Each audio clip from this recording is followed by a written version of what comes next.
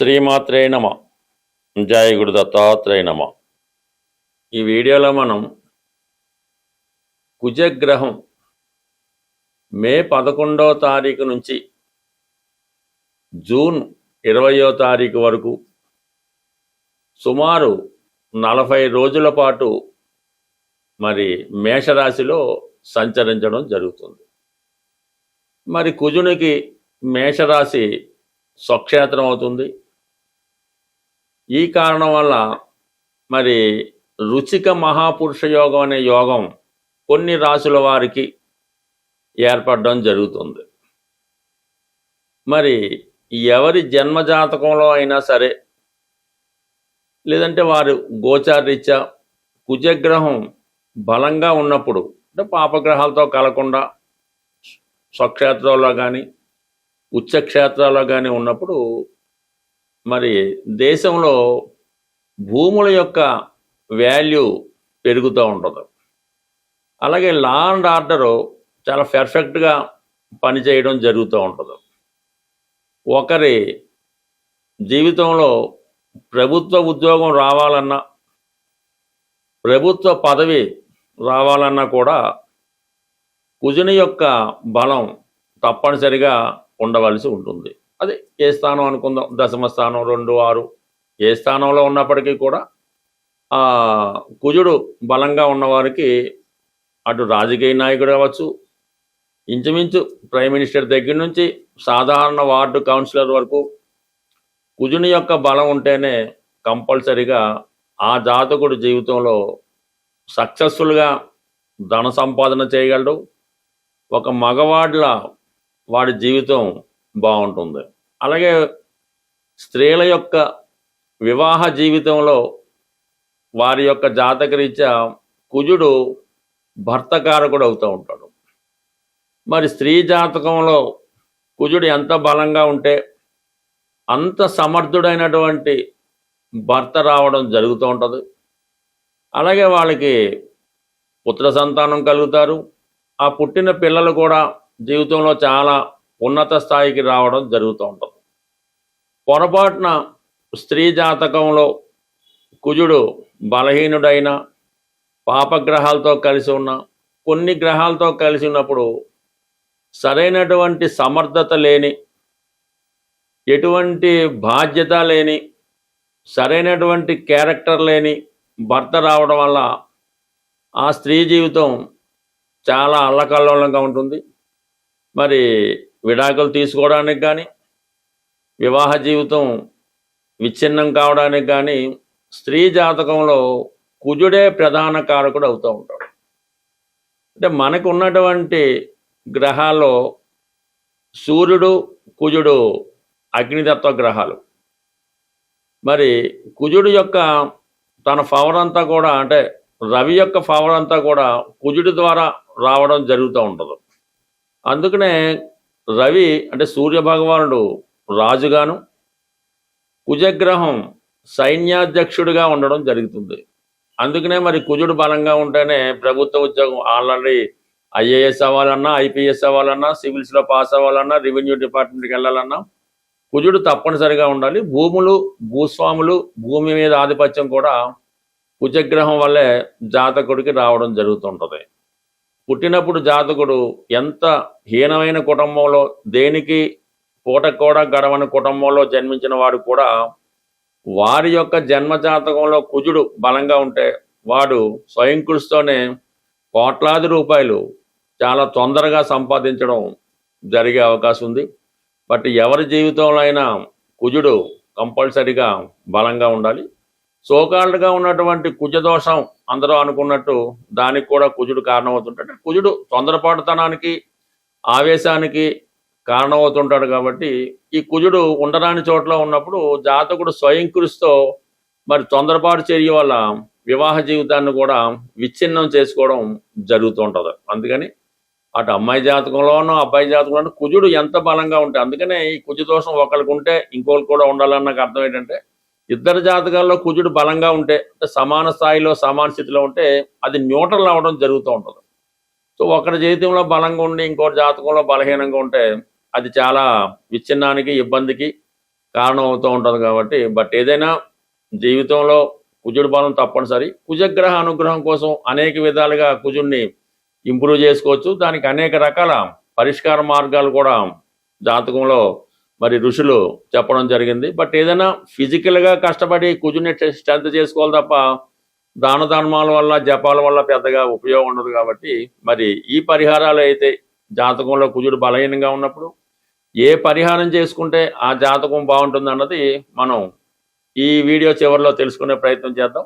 ప్రస్తుతం ఉన్నటువంటి ఈ ఏర్పడినటువంటి కుజుడు స్వక్షేత్ర స్థితి, ఈ రుచిక మహాపురుష యోగం ఏ ఏ రాశుల వారికి ఎలా ఉండబోతుంది అన్న విషయాన్ని మనం ప్రతి రాశికి డీటెయిల్గా తెలుసుకొని ప్రతి రాశికి తగిన పరిహారం ఇండివిజువల్గా తెలుసుకునే ప్రయత్నం చేద్దాం. వృశ్చిక రాశి వారికి మే 11వ తారీఖు నుంచి జూన్ 20వ తారీఖు మధ్యలో రాశ్యాధిపతి అయినటువంటి కుజుడు 6వ స్థానంలో తన మూల త్రికోణ రాశిలో ప్రవేశించడం జరుగుతుంది. సుమారుగా 40 రోజుల పాటు ఈ వృశ్చిక రాశి వారికి కుజుడు 6వ స్థానంలో సంచరించడం వల్ల ఇది ఈ రాశి వారికి విజయ యోగం లాంటిది ఏర్పడడం జరిగింది. మీరు ఏ కార్యక్రమం తలపెట్టండి, ఎవరితో వ్యవహారం చేయనివ్వండి, 100కి 100 పాళ్ళు పూర్తి విజయం అన్నది మీకు రావడం జరుగుతూ ఉంటుంది. శత్రువులపై విజయం, అనారోగ్య సమస్యల నుంచి విముక్తి, ఇంటర్వ్యూలో విజయం, మెడికల్ సీట్ సంపాదించడం, ప్రభుత్వ ఉద్యోగం సంపాదించడం లాంటి గొప్ప గొప్ప స్థితి మీకు రావడం జరుగుతూ ఉంటుంది. ఏదైనా మీకు మీరే పోటీ, మిమ్మల్ని మించి ఇంకోటి ఈ సమయంలో ఉండే అవకాశం ఉండదు. అది క్రీడారంగంలో ఉన్నా, వేరే రియల్ ఎస్టేట్లో ఉన్నా, వైద్య వృత్తిలో ఉన్న గొప్ప అద్భుతాలను మీరు ఈ సమయంలో సాధించడం జరుగుతుంది. అయితే ప్రారంభంలోనే అంటే 11వ తారీఖు జూన్ వెంబటనే కూడా మీకు ఏదో ఒక అభివృద్ధి రావడం జరుగుతుంది. ఇది ఉద్యోగస్తులకి ప్రమోషన్ లాంటిది కానీ, నిరుద్యోగులకి కొత్త ఉద్యోగ అవకాశం కానీ ఈ మే 11, 15వ తారీఖు మధ్యలో జరిగే అవకాశం ఉన్నది. బికాజ్ ఎందుకంటే అక్కడ మీకు దశమాధిపతి అయినటువంటి రవి 6వ స్థానంలో ఉండి రాష్ట్రాధిపతి కుజుడితో 6వ స్థానంలో సంచరిస్తున్నాడు. 6వ స్థానం అయినది విజయస్థానం. ఒక ఇంటర్వ్యూలో నెగ్గాలన్నా, ఒక ఎలక్షన్లో నెగ్గాలన్నా, ఒక పరుగు పందెంలో విజయం సాధించాలన్నా, ఆఖరికి భార్యతో గెలవాలన్నా, భర్తతో నెగ్గాలన్నా 6వ స్థానం బలంగా ఉంటేనే మీరు అక్కడ నెగ్గి రాగలుగుతారు. అటువంటిది ఈ సమయంలో ఈ రవి కూడా కలియడం వల్ల ప్రభుత్వ పరంగా సక్సెస్ అన్నది రావడం జరుగుతుంది. కోర్టు సమస్యలు ఏమైనా ఉంటే అవి మీకు అనుకూలంగా రావడం జరుగుతుంది. కోర్టు తీర్పులు మీకు అనుకూలంగా రావడం జరుగుతుంది. ప్రధానంగా మీరు పెద్దవారై ఉన్నా, చిన్నవారైనా అది మీ తండ్రి గారికి రావచ్చు, మీ సంతానానికి కూడా వచ్చే అవకాశం ఉంటుంది. అయితే ప్రధానంగా ఎవరైతే రియల్ ఎస్టేట్ వ్యాపారంలో భూముల వ్యవహారం చేస్తున్నారో వాళ్ళకి 100కి 100 పాళ్ళు వారి యొక్క వ్యాపారం పెరుగుతుంది, మీ స్థిరాస్తి వాల్యూ పెరుగుతుంది. దానికన్నా మీరు ధైర్యంగా డీల్ చేయగలుగుతారు. ఏదైనా ఒక స్థిరాస్తి అమ్మాలనుకుంటే ఆ జాతకుడు కూడా ధైర్యం ఉండాలి, అమ్మేంత ధైర్యం ఉండాలి. అంటే దాని గురించి ఆ సైట్ గురించి ఎక్స్ప్లెయిన్ చేయడము, ఒక ₹1,00,000 కూడా చేయని భూమిని ₹1,00,00,000 అమ్మాలన్నా ధైర్యం ఉంటేనే వాడు అమ్మగలడు. అందువలన అటువంటి ధైర్యంతో మీరు డీల్ చేయగలిగే అవకాశం ఉన్నది. ఇది నిరుద్యోగులకి, ఎవరైతే పోలీస్ డిపార్ట్మెంటు, క్రీడారంగం వాటిలో ఉద్యోగం కొరకు ప్రయత్నం చేస్తున్నారు, లేదంటే మెడికల్ సీటు కోసం ప్రయత్నం చేస్తున్నారు కూడా ఈ విజయ అవకాశాలు చాలా బలంగా ఉన్నాయి. అయితే ఇది ఇప్పుడు మనకి 8వ స్థానంలో ఉన్నటువంటి గురువు విద్యా సంబంధించిన విషయాలకు అనుకూలత ఇచ్చినప్పుడు కూడా కొన్ని విషయాల్లో ఇబ్బంది పెడుతుంటాడు. కాబట్టి జూన్ 1వ తారీఖున గురువు ఉచ్చలోకి రాబోతున్నాడు. ఎస్పెషల్లీ మన వృశ్చిక రాశి వారికి ధన పంచమాధిపతిగా ఉన్నటువంటి గురువు మరి ఉచ్చ స్థితిలోకి, భాగ్యస్థితిలోకి రావడంతో ఈ యోగం మరింత విజయ అవకాశాలు పెంచడం జరుగుతూ ఉంటుంది. అందుకని చిన్న చిన్న పెద్ద ప్రయత్నం, ఏదన్నా గొప్ప వెంచర్ లాంటిదో, పెద్ద అదృష్టమైన కార్యక్రమాలు, పెద్ద కాలేజీలో సీట్లు ఏదైనా మీకు ఇప్పటికన్నా జూన్ 1వ తారీఖు తర్వాత అంటే అక్కడ నుంచి ఇంకొక 20 రోజుల పాటు ఈ కుజుడు మేషరాశిలో ఉంటాడు కాబట్టి ఆ సమయంలో మీరు ఎంత రుణం కోసం ప్రయత్నం చేస్తున్నారో ఆ రుణ ప్రయత్నం లభిస్తుంది. ఎవడో మనకి అప్పు తీసుకొని ఎగ్గొడుతున్నాడు, ఆ బాకీ వసూలవుతుంది. లేదంటే ఎవడి మీద మనం సూట్ వేయాలి, కంప్లీట్గా మీకు అది అనుకూలంగా మారుతుంది. లేదంటే ఎవరన్నా పదవి నుంచి దింపించేయాలి, దిగిపోతుంది. అంత బలంగా ఈ గురువు ఎప్పుడైతే జూన్ 1 నుంచి మారుతాడో మీకు ఆ బలం పెరుగుతూ ఉంది. దాంతో మరింత సక్సెస్ఫుల్ మీరు రావడం జరుగుతుంటుంది. ఇదంతా అనుకూలంగా ఉంది. అయితే యాజిటీస్గా మీరు ఎంత బాగున్నా కూడా స్పెక్యులేషను, ఈ జోదం, ఈ పేకాట, ఈ రేసులు మాత్రం 100% దూరంగా ఉండవలసింది. ఎందుకంటే 5వ స్థానంలో ఉన్నటువంటి శని మీకు రాంగ్ నిర్ణయాలు తీసుకోవడం జరుగుతుంటుంది.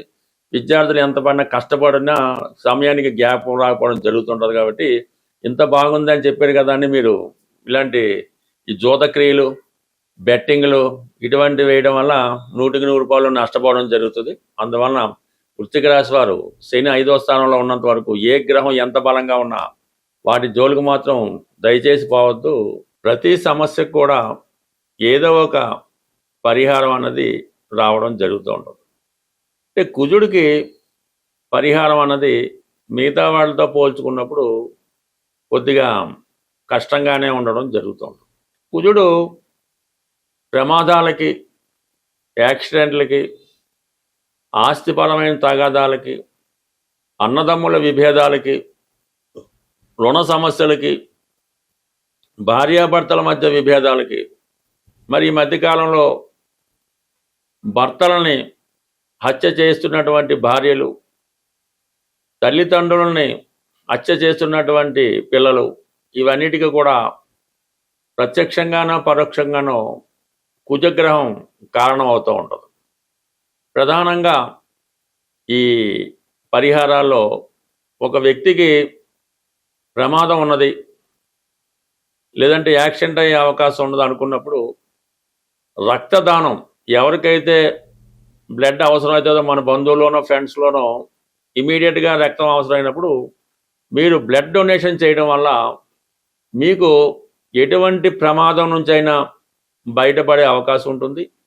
ఈవెన్ వివాహపరంగా ఉన్నటువంటి ఇబ్బందులు కూడా ఈ బ్లడ్ డొనేషన్ వల్ల పరిష్కారం అవడం అన్నది 1,00,000 మందిలో చూడడం జరిగింది. అయితే ఈ డొనేషన్ కూడా ఈ బ్లడ్ బ్యాంకులకి వాటికి కాకుండా అవసరమైన వాళ్ళకి ఇమీడియట్గా ఏదో బస్సు యాక్సిడెంట్ అయింది, ఇబ్బంది ఉంటుంది, ఆ టైంలో చేయడం వల్ల ఈ ఫలితం వస్తుంది. కానీ మరి ఈ రక్తం అమ్ముకునే వాళ్ళకైతే ఆ కార్యక్రమాలు మళ్ళీ మీకు పాపం వస్తుంది. దాని తర్వాత ఇది స్త్రీలైతే ఎట్టి పరిస్థితుల్లో కూడా భర్తని కించపరచడం కానీ, తక్కువగా చూడడం కానీ, అవహేళన చేయడం కానీ, ఇతరుల దగ్గర తన భర్తని వీక్ చేయడం కానీ చేయడం వల్ల అది ఇద్దరు జాతకాల్లో కూడా ఈ కుజుడు బలహీనమై అది ఇబ్బంది పడే అవకాశం ఉంటుంది. కాబట్టి స్త్రీలైతే భర్తని గౌరవించవలసి ఉంటుంది. అది పురుషులైతే భార్యని తనకన్నా ఎక్కువ స్థాయి ఉన్నట్టుగా చూపించుకోవాల్సి ఉంటుంది. అప్పుడు కూడా మీకు కుజదోషం అన్నది కుజుడి యొక్క ఇబ్బందుల నుంచి తొలుగుతూ ఉంటాయి. తర్వాత అన్నదమ్ముల మధ్య ఎప్పుడు కూడా విభేదాలు రాకూడదు, సఖ్యతగా ఉండే ప్రయత్నం చేయాలి. అప్పుడు మాత్రమే మీరు ఈ కుజుడు మీకు యోగించడం జరుగుతూ ఉంటుంది. ఈవెన్ తల్లిదండ్రులను చూడడానికి కూడా ఈ అన్నదమ్ములు పంచుకోవడం జరుగుతూ ఉంటుంది. అమ్మ నా దగ్గర ఉంటుంది, నాన్న నీ దగ్గర ఉంటాడు, ఇలా మార్చుకుందాం అన్న విభేదాలతో ఇది కేవలం దానివల్ల కూడా కుజగ్రహ ఆగ్రహానికి గురవుతూ ఉంటారు. తర్వాత మీ సంతానం మీద కూడా దాని ప్రభావాన్ని చూపిస్తున్నారు. ఇక ప్రధానంగా పెద్దల ద్వారా వచ్చినటువంటి భూమి, లేదంటే మన కట్నంగా వచ్చినటువంటి భూమి ఎట్టి పరిస్థితుల్లోనూ ఎంత ఇబ్బంది వచ్చినా అది మీ తర్వాత తరానికి అందించాలే తప్ప ఆ భూమిని అమ్మడం కానీ, తాకట్టు పెట్టడం కానీ, ఇతరులకు స్వాధీనం చేయడం కానీ, ఆ భూమి మీద బెట్టింగ్లు ఆడటం కానీ ఇటువంటి చేయడం వల్ల మరి భూమిపుత్రుడైనటువంటి కుజగ్రహం యొక్క ఆగ్రహానికి గురవడం జరుగుతుంటుంది. పైపెచ్చి మీకున్నటువంటి భూమి ఉంది, 1 ఎకరం భూమి ఉంది, 100 ఎంత భూమి ఉండవండి, దాన్ని ఎప్పుడు కూడా బీడుగా పోరంపోగ్గా వదిలే ప్రసక్తే లేదు. మీ దగ్గర ఒక 1000 గజాల స్థలం ఉన్నా, లేదా 100 గజాల స్థలం ఉన్నా అది ఖాళీగా దాంట్లో ఈ ముళ్ళ చెట్లు, రాళ్ళు, రప్పలు, ఈ గుట్టలు ఆ గుట్టలు వేయకుండా దాన్ని ఎప్పుడు కూడా చాలా శుచిగా శుభ్రంగా, అంటే మన స్థలం చూపించామంటే అప్పుడు కల్లాపేసి ముగ్గు పెట్టినట్టుగా ఉంటేనే అది 100 ఎకరాలైనా 1 ఎకరమైనా ఈ పోరంబోగ్గా వదిలేయడం వల్ల కూడా దానివల్ల సగులు పడడం, ఇంట్లో అబార్షన్లు అవ్వడం, అలాగే దుర్వ్యసనాలు ఇలాంటివన్నీ కూడా జరిగే అవకాశం ఉంది. ఒకసారి మీరు గమనించండి, మీ ఇంట్లో మీకు కుటుంబంలో ఎవరికైనా అబార్షన్ అయింది, కంపల్సరిగా మీరు ఉన్నటువంటి ఖాళీ స్థలం కానీ మీ పొలం కానీ ఇంకోటి ఏదో పోరంబోగ్గా వదిలేసి కొన్ని ముళ్ళ చెట్లు అవి నడుస్తూ ఉంటాయి. అవి కూడా గమనించండి. ఇవి సున్నితమైనా సరే జీవితంలో ఒక్కొక్కసారి పెద్ద ప్రభావాన్ని చూపుతూ ఉంటాయి. ఇక ప్రధానంగా ఫైనల్గా కుజుడికి శత్రువులు ఎవరంటే శనిగ్రహం, రాహుగ్రహం. అంటే కుజుడు చాలా యాక్టివ్గా ఉండే గ్రహం, శని చాలా విశ్రాంతి తీసుకొని పని ఎగ్గొట్టే రకం.